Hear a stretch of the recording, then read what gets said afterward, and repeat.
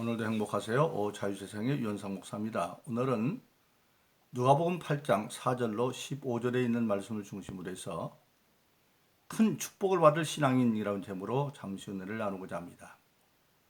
오늘 저와 여러분들, 우리 예수 믿는 사람들이 주변을 살펴보면 오직 신앙으로 크게 성공한 사람들이 많이 있습니다.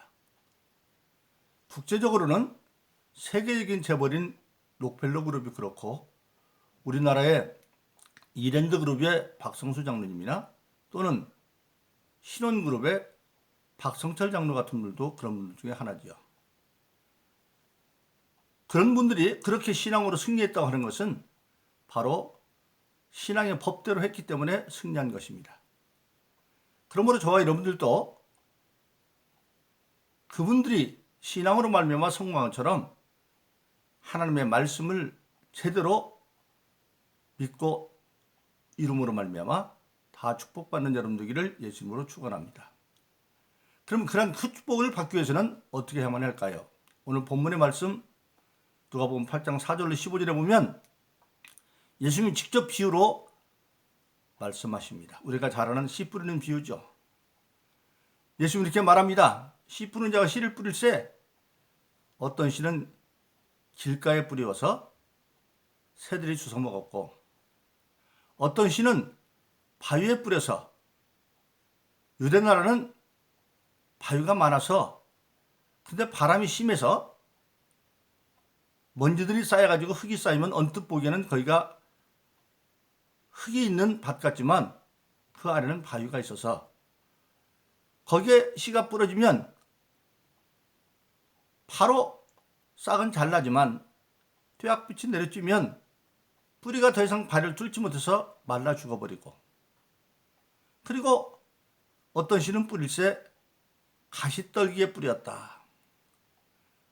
먼저 이미 거기에 가시떨기들이 자리를 잡고 있는데 그 사이에 씨가 뿌려지니까 싹은 나는데 먼저 자리 잡은 가시떨기의 기운이 막혀서 열매가 맺지 못하고, 그리고 어떤 씨는 좋은 밭에 뿌렸는데 그 좋은 밭에 뿌려서 100배로 결실했다. 그렇게 비유로 말씀하셨습니다. 그리고 그 말씀을 제자들이 뜻을 모르니까 풀어서 설명을 합니다. 길가에 뿌렸다고 하는 것은 뭘 말하느냐? 우리나라 소위 밭이나 논밭 가운데 경계에서 있는 논두렁이나 밭두렁이 있죠. 그런 두럭 같은, 그게 바로 길가인데 거기는 사람이 많이 밟고 다니기 때문에 단단해서 씨를 뿌려봐야 뿌리를 못 내리고 나지도 아니하고, 만일 난다 하더라도 그 씨가 싹이 터도 뿌리를 못 내려서, 또 새들이 거기에 곡식이 드러나니까 주워 먹어버리고, 그리고 그것은 뭐냐? 하나님의 말씀을, 씨는 하나님의 말씀인데 길가에 뿌렸다고 하는 것은 처음부터 아예 그 말씀을 믿지 않고 안 받아들이는, 그 길가에 뿌린 씨고, 돌짝밭에 뿌린 씨는 처음에는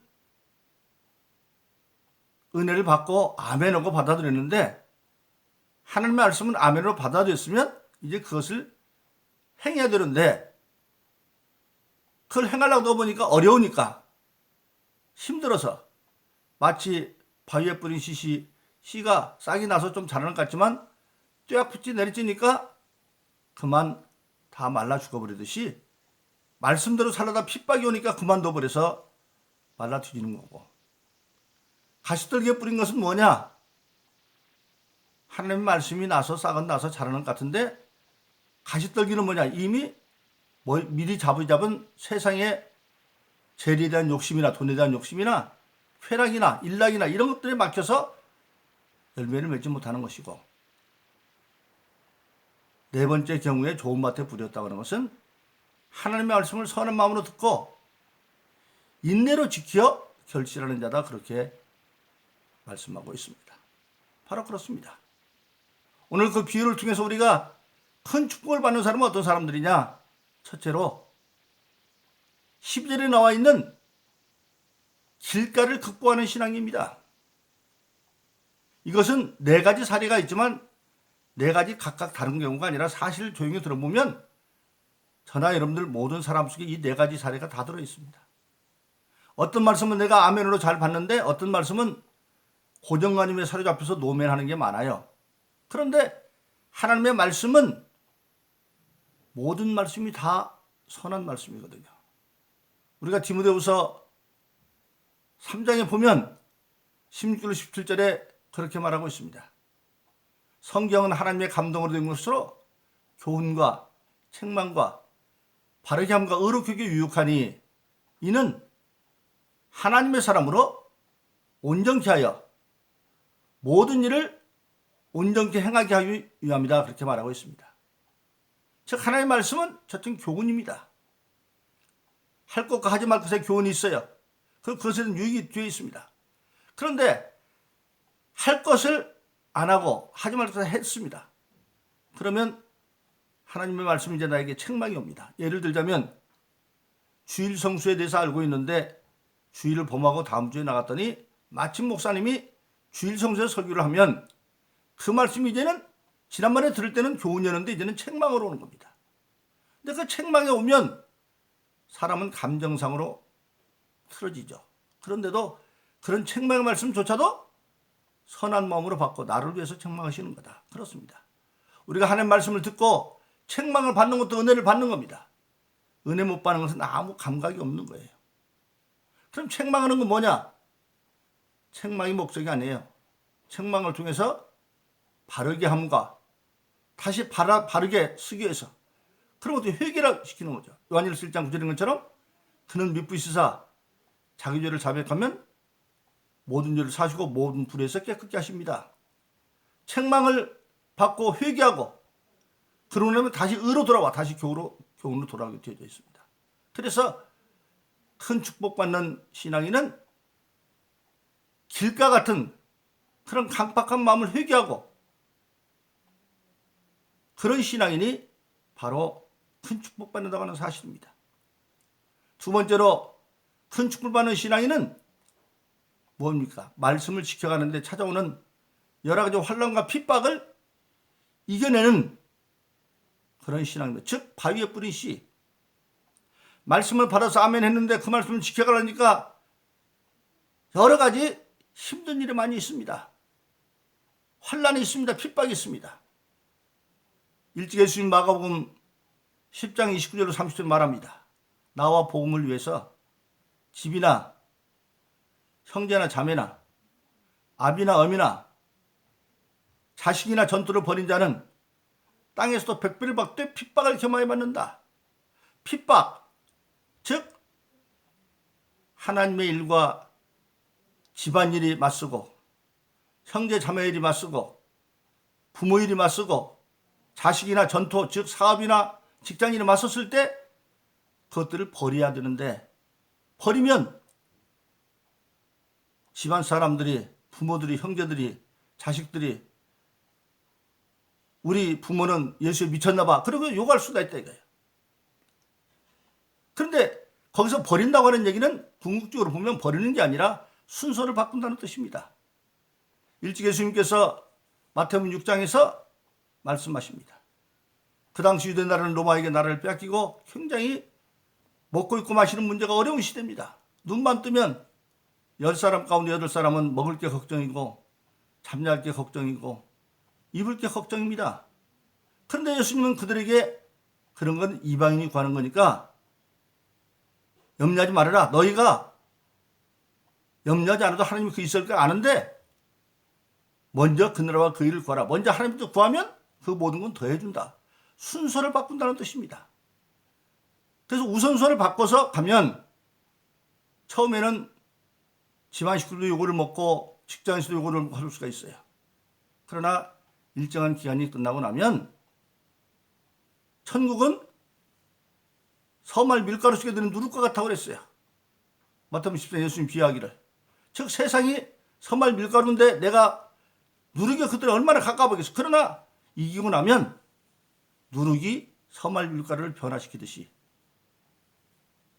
그 모든 말씀을 이루는데 핍박과 환란이 올 때도 견뎌가는 신앙. 이것이 바로 축복받는 사람의 신앙이 두 번째고, 세 번째는 뭡니까? 우리는 하늘을 지향하고 살지만 여전히 땅에 발붙이고 삽니다. 그러다 보니까 현실 문제가 많이 있어요. 물질의 문제도 있고 재리의 문제도 있고 그런 많은 문제들이 우리에게 옵니다.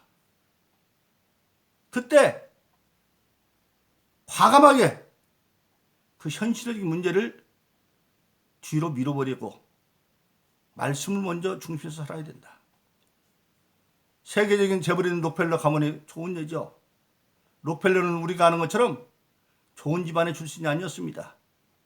집안이 곤궁해서 대학도 못 가고 고등학교를 졸업하고 취업을 했는데 그 생각에 나도 빨리 가게 하나 해봐야지. 그래서 열심히 월급 받은 걸 모아가지고 차곡차곡 저축을 했습니다.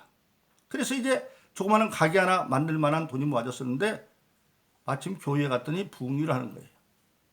근데 교회에서 부흥회 목적이 뭐냐면 교회를 다시 짓기 위해서 건축 부흥회를 하고 있어요. 근데 그때 갑자기 성령을 통해서 하나님이 록펠러에게 요구하시는 거예요. 너 그거 네 가게 차리지 말고 먼저 내 집부터 짓자. 그런데 그 돈이 어떻게 모은 겁니까? 도저히 록펠러는 수긍할 수가 없어서 난 그건 못 드는 거야. 그리고 왔습니다. 그런데 잠이 안 와요. 불면증에 걸려. 그래서 거의 40일 가까이 시달리다가 항복하고 그것을 하나님께 드렸습니다. 건축물을 드렸어요. 교회도 깜짝 놀랐습니다. 록펠러가 무슨 그런 돈이 있을까? 그런데 그것이 바로 뭐냐면 록펠러 재벌의 출발이었습니다. 바로 그렇습니다.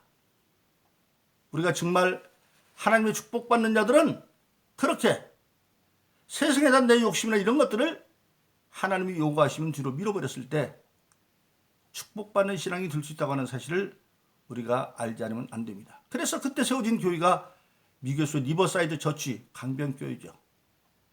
그리고 마지막으로 세 번째 좋은 땅에 뿌린 건 뭐냐? 하나님의 말씀을 선한 마음으로 듣고 지키고 인내로 결실하는 자다, 그렇게 말했습니다. 그래서 100배로 결실한다. 하나님의 말씀은 디모데후서 3장 16절로 17절에 말씀드린 것처럼 교훈과 책망과 바르게 의로 교육하기 유익하다. 어떤 데는 그 하나님의 말씀을 내가 받았는데 나에게 책망의 말 수도 있고, 어떤 데는 그 하나님의 말씀이 도저히 자기 현재 형편으로는 아멘할 수가 없는 환경이 있다 할지라도 그것을 선한 마음으로 받고 그때 믿음이 역사하는 겁니다. 하나님은 뭘 하라고 하시면 하라고 할 뿐만 아니라 할 수 있는 능력도 주십니다. 그 능력이 바로 보증이 성령입니다. 예수 믿고 거듭나면 반드시 성령을 선물로 줍니다. 사도행전 2장 38절은 베드로의 설교를 듣고 회개하는 무리들이 우리가 어찌할까 할 때 하나님은 베드로를 통해서 말씀하십니다.